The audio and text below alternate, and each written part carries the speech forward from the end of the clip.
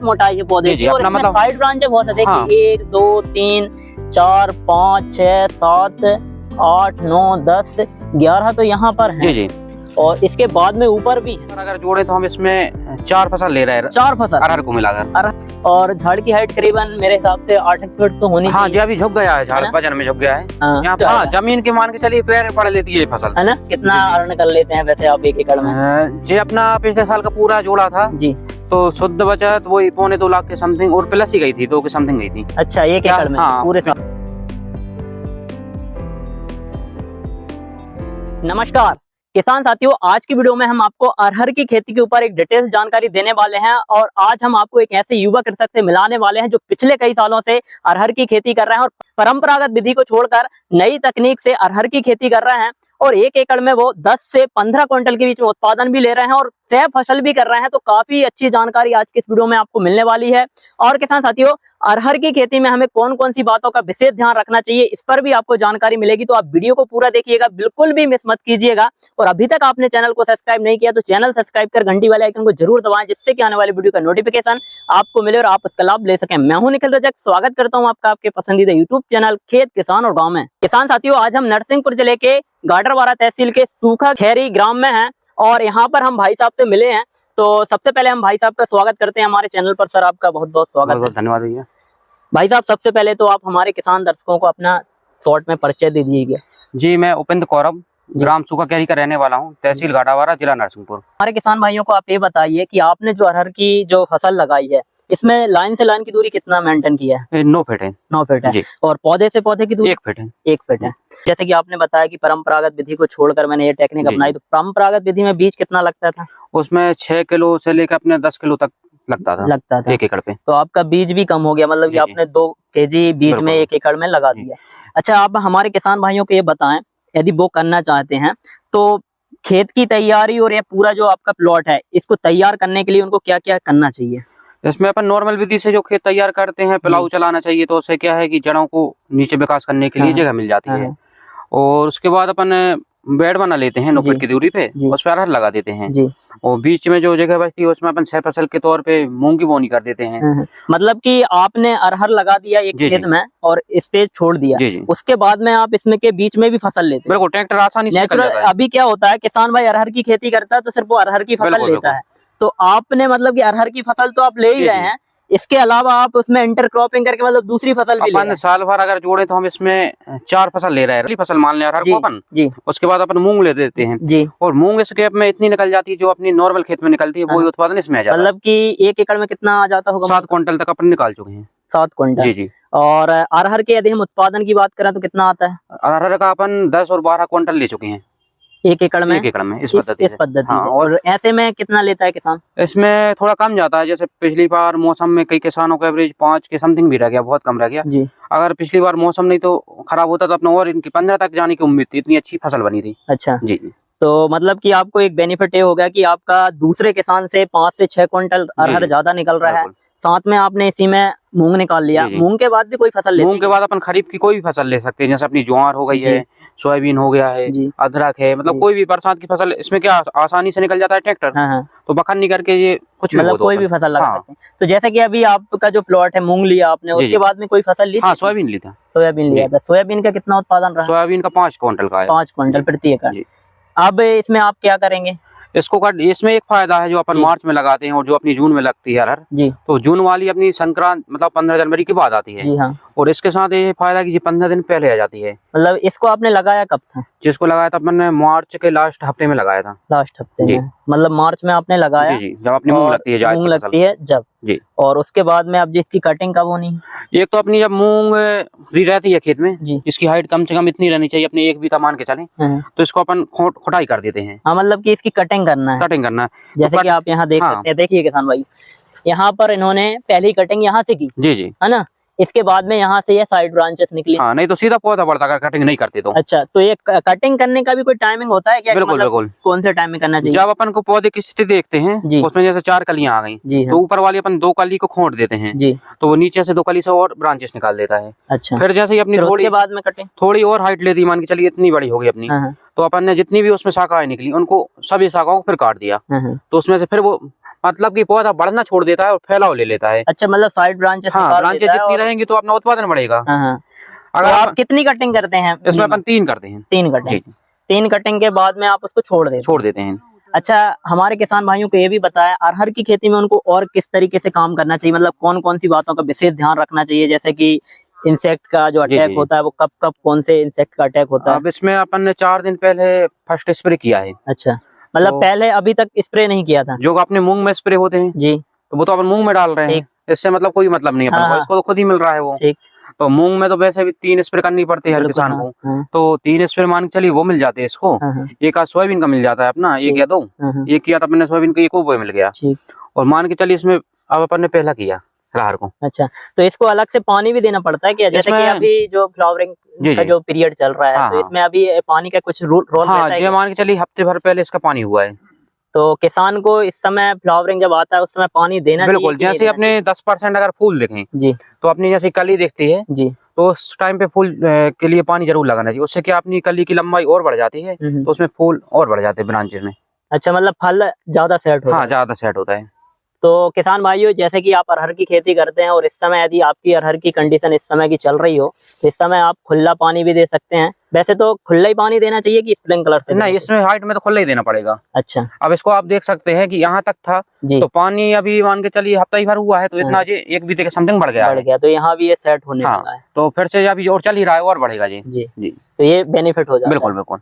तो हमें समय पे पानी भी देना है, स्प्रे भी करना है। यदि इस समय जैसे कि फ्लावरिंग कंडीशन रहती है अरहर की, तो इस समय स्प्रे में किसान भाई को क्या ध्यान रखना चाहिए? कौन सा स्प्रे मेन रहता है? इसमें इस समय अटैक होता है कुछ कीटों का? हाँ, अब इसमें इल्ली तो अपना प्रमुख है जी, तो इसमें कई किसान भाइयों खेत में देखा जा रहा है तो मारुका की समस्या अभी इसमें एक बगही नाम से बुजुर्ग लोग बोलते हैं, बगही बोलते हैं, कीटाणु रहता है। तो मान के चले यार इसमें फलिया में यहाँ छेद करेगा तो इस पूरी फलिया में दाने अंदर छोटे पड़ जाएंगे, पूरी फलिया सूख जाएगी। अच्छा, तो वो रस चूसा किस श्रेणी में आता है, तो उसके लिए अपन इमीडा या फिर थाइमोथाक्सम कुछ भी यूज कर सकते हैं। अच्छा, और टॉनिक वगैरह में क्या रखना चाहिए? टॉनिक में अपन कोई सा भी फूल की दवाई अपन ने तभी स्ट्रीम डाली है जी, और बहुत सी कंपनियों की बहुत सी दवाइयाँ आ रही है आजकल। आगे चल के हम और भी देखते हैं। देखिए किसान भाइयों, कितना शानदार झाड़ बना है और झाड़ की हाइट करीबन मेरे हिसाब से 8 फीट तो होनी चाहिए। हाँ जी, अभी झुक गया है झाड़, वजन में झुक गया है। यहाँ फलियां देखिए सेट होते जा रही हैं। बिल्कुल, पानी लगाने तो आने वाले समय में मुझे लगता है कि ये जमीन को छू जाएगा। हाँ, जमीन के मान के चलिए पैर पड़ लेती है फसल, है ना जी, मेरा इतने सालों का अनुभव है। तो ये बिल्कुल आके नीचे जब जैसे इसमें वेट आएगा, अभी ये फूल इतना चल रहा है, फली भी चल रही है, जब वेट आएगा तो पूरा धरती में झुक जाएगी। देखिए किसान साथियों, कितनी शानदार तरीके से फ्रूटिंग हुई है और इतनी अच्छी फसल इन्होंने बनाई है और 3 फसलें ले रहे हैं भाई साहब, तो 1 एकड़ से तो अच्छा खासा मुनाफा कमा रहे होंगे। कितना अर्न कर लेते हैं वैसे आप 1 एकड़ में? जी, अपना पिछले साल का पूरा जोड़ा था जी, तो शुद्ध बचत वही 2.25 लाख के समथिंग, और प्लस ही गई थी, 2 के समथिंग गई थी। अच्छा, 1 एकड़ में? हाँ, पूरे पिछली बार क्या रेट अपन को 12.5 का तो 18 का ही मिल गया था, और 7,000 कुछ 7200 का चने का मिल गया था, और मूंग तो अपनी वही समर्थन मूल्य पे चली गई। किसान साथियों, 1 एकड़ में 2 से 2.5 लाख रुपए के बीच में भाई साहब शुद्ध मुनाफा कमा रहे हैं। अच्छा भाई साहब, हमें ये बताएं, जैसे कि आपने बोला कि हम मूंग की फसल लेते हैं, मूंग की फसल कटने के बाद में इसकी जुताई करते होंगे? हाँ जी। तो क्या इसको मट्टी भी चढ़ाते हैं आप? जी बिल्कुल, जैसे अभी अपन राहर को जैसे तुरंत लगाते हैं जी, तो राहर का दाना थोड़ा सा अपना उसके साथ खाद नहीं डालना चाहिए। अच्छा, अगर अपन साथ में उसके पास में डीएपी डाल, या तो नीचे डालें, अपन बेड बना रहे हैं तो बेड के नीचे डीएपी डाल दें, बेसल में खेत तैयारी, हाँ खेत तैयारी में। और उसके बाद जैसे अपन बेड तैयार करते हैं डीएपी चला गया नीचे, कम से कम मान के चलिए 1 बीता नीचे चला ही जाएगा। बिल्कुल, तो अपना अरहर का दाना रखेंगे, तो जब जो जैसे 1 महीने का होगा तो इसकी जड़ें नीचे जाएंगी, तो वैसे भी डीएपी 15 दिन के बाद काम करता है, तो जब खुद से लेने लगेगा। लेकिन अगर आप अपन साथ में डालते हैं दाना तो क्या कई बार अपना अरहर का दाना गल जाता है। हमने तो इसमें नहीं डाला खाद, मूंग बोई थी उसी में दिया था खाद, ये तो ऐसे भिंड बना के, उस बार जल्दी में टाइम ही नहीं, क्या मूंग लेट हो रही थी, तो जब खाद नहीं डाला, फिर हमने क्या किया, जैसे अपनी मूंग कट गई, मूंग की फसल कटने के बाद अपन ने इसकी बखन्नी की, बखन्नी के बाद जैसी रोअर होती है तो अपना वो यंत्र जिससे अपन ने बेड बनाया था, तो फिर से अपन ने इसी के ऊपर से पहले डीएपी खुराकवा देते हैं अपन राहर के ऊपर से। अच्छा हाँ। तो वो नीचे जड़ के पास पहुंच गया, तो अपने जैसे फिर से अपना वो आता है तो फिर से मिट्टी चढ़ाते हुए जाता है। मतलब इसी के ऊपर चलता होगा पौधा, तो ये छोटा हाँ, वो तो झुकता जाता है, उसको कोई प्रॉब्लम नहीं है ना। जी जी। तो मतलब कि यह बेड बन जाता है। यदि किसान इस तरीके से मिट्टी चढ़ा देगा बरसात में जी, तो उसका जो पौधा है वो गलेगा नहीं, बिल्कुल ग्रोथ अच्छे से करेगा। हाँ, जड़ों की फैलाव होगी, मतलब खड़ा रहेगा। कई चीजें हैं फायदेमंद। और जैसे अपन वहाँ पर चल कर देखें, थोड़ी यहाँ पर आई हुई गैप हो गया है। देखिए यहाँ पर डिस्टेंस का जो महत्व है वो समझ लेते हैं अपन थोड़ा। नेक्स्ट ईयर अपन जैसे कि भाई साहब यहाँ पर ये पौधा दिख रहा है, इसने काफी ज्यादा लेंथ बनाया है, मतलब मोटाई अच्छी है इसकी, और इसमें साइड ब्रांचेस ज्यादा है। तो इसका मतलब क्या है कि इसका क्या है भाई साहब की बाजू वाला पौधा खत्म हो गया है। अच्छा, मतलब कि यह डिस्टेंस ज्यादा हो गया यहाँ पे। तो नेक्स्ट ईयर अपन इसी पे काम करने वाले हैं जी। क्या है कि कितना उत्पादन आना चाहिए वैसे? वो तो मान के चलिए रिकॉर्ड उत्पादन है 20-25 भी आ सकता है। उसी पे अपन 3 साल से क्या कर रहे हैं, सीख ही रहे हैं। जी हाँ। लोगों को जरूर लग रहा है कि उत्पादन ले रहे हैं, जब भी अपन कहीं ना कहीं चूक तो अपन कर रहे हैं। बिल्कुल सही बात। और जीवन है सीखने के लिए है, लेकिन 3 साल से इसी पद्धति पे काम कर रहे हैं। तो अगली बार इस पद्धति से भी कुछ प्लस करने की हटके। हाँ हाँ बिल्कुल। चलो बढ़िया। जैसे आप इसको हाथ में लेके देखिए, आपके हाथ में नहीं आएगा। वही मैं देख रहा हूँ कि यहाँ पर बहुत मोटाई है पौधे की, और इसमें साइड ब्रांचें बहुत है। देखिए 1 2 3 4 5 6 7 8 9 10 11 तो यहाँ पर हैं। जी। और इसके बाद में ऊपर भी हैं। जी। तो जितनी भी साइड ब्रांचेस हैं सब में शानदार फ्रूटिंग हो रही है। देखिए तो इसका बेनिफिट यही है कि मतलब कि आपके एक ही जगह पे 15 से 20 पौधे हो गए। अपन जैसे छिड़का पद्धति या पुरानी पद्धति पे जाएं जी, तो उसमें अपन को इतने एरिया में मान के चलिए 5-6 पौधे मिलते हैं। तो यहीं से आपने गिने अभी 11 पौधे मिल गए। ठीक। तो उसमें कटिंग का खेल है। जैसे अपने पहली कटिंग यहाँ की, इसने 3-4 यहाँ से निकाली, फिर दूसरी कटिंग अपन ने यहाँ से की, बिल्कुल, तो 8 यहाँ से निकाल दी इसने। तीसरी कटिंग यहाँ पे की होगी। हाँ जी, ये थोड़ी सी लेट हो गई थी, जिसका टाइमिंग बहुत जरूरी है। अच्छा, मतलब मेन टाइम है कि भाई कटिंग का सबसे ज्यादा ध्यान रखना चाहिए। अपन के मान के चलिए इसको जो शुरुआती 3-4 महीने इसको बढ़ने नहीं देना है, इसको फैलाव लेके चलना है, और इसके बाद इससे बोलना ही नहीं है फिर। अच्छा जी। तो किसान साथियों यह बात विशेष ध्यान रखें, आपको कटिंग पर विशेष ध्यान रखना है। यदि अरहर की फसल से रिकॉर्ड उत्पादन लेना है तो आपको थोड़ा मैनेज करके चलना पड़ेगा अरहर की फसल में। और जैसे कि भाई साहब ने बताया कि अगली साल यदि हमारा कॉन्सेप्ट है कि हम 25 से 26 क्विंटल तक उत्पादन लेने वाले हैं, तो हम यही बोलेंगे कि भाई आप तो काम कीजिएगा, उत्पादन तो आ ही जाएगा। क्या है कि आजकल क्या है कि खेती में आना कोई पसंद नहीं कर रहा, और नई जनरेशन की बात करें तो वो तो बिल्कुल भी नहीं आ रहा है। लेकिन कुछ ऐसे यूनिक काम करेंगे, देखेंगे तो बहुत से युवा भी सोच रहे हैं, आने की सोच रहे हैं, कर भी रहे हैं। तो हम लोगों को देख के यदि वो आते हैं तो बहुत अच्छी बात है। जरूरी।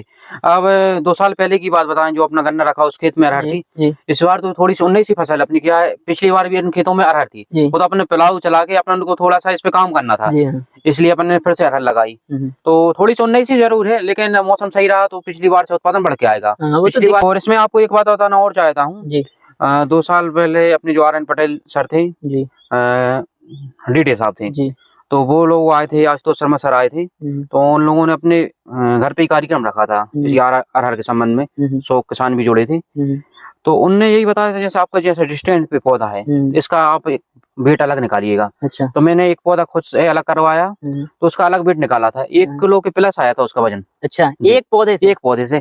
तो सर के द्वारा यही बताया गया था कि जैसे आप गिनती की, मतलब जैसे अपन गन्ने में पौध क्यों लगाते हैं, तो सब कैलकुलेट रहता है कितना उत्पादन, महाराष्ट्र में वही चलता है, कितना एवरेज आएगा। तो वैसे ही इसमें है, अपन इसमें फिक्स पौधे रखेंगे और प्रति पौधा वेट भी अपन लेके चलेंगे, तो अपना आसानी से। सर ने तो बोला था कि जैसे आप डिस्टेंस मेंटेनिंग की बात है, तो 2500-2600 प्लांट से यदि अपन बिल्कुल 1 एकड़ में, तो वो उत्पादन वैसे आ सकता है यदि अच्छे से मैनेज कर लेंगे। उसको अपन को समय देना पड़ेगा। जैसे कोई प्राइवेट जॉब करता है तो 8 घंटे बिल्कुल निर्भर रहता है। बिल्कुल सही बात। तो अगर अपन इसको प्रति डे कम से कम 2 घंटे दे दें, तो धरती मैया में बहुत क्षमता है देने की, कोई सीमा नहीं है। अरहर एक ऐसी फसल है कि उसको किसान चाहे तो अपने हाथ में है, जैसा मोड़ना है वैसे मुड़ेगा, ले सकता है। बिल्कुल, वो तो बच्चे की तरह रहता है पौधा, जिसको जैसा अपन को ले जाना है जैसे जाएगा। और हमारे किसान भाइयों को आप क्या सजेस्ट करना चाहते हैं, जो युवा कृषक अपन को देख रहे हैं, उनको आप क्या बोलना चाहते हैं? जी, अभी मेरी भी उम्र कम ही है, मैं भी सीख ही रहा हूँ। तो जो किसान भाई आना चाहते हैं, देखना चाहे, पहले तो फील्ड विजिट करें। जी बिल्कुल। जी, और जो भी सहायता होगी, जो भी अपना अनुभव उनके साथ में जरूर साझा करूंगा। चलो धन्यवाद। तो किसान साथियों, वीडियो को ज्यादा से ज्यादा शेयर कीजिएगा, कमेंट कीजिएगा और चैनल को सब्सक्राइब जरूर करें। धन्यवाद। मिलते हैं ऐसी ही इम्पोर्टेंट जानकारी के साथ। जय जवान जय किसान।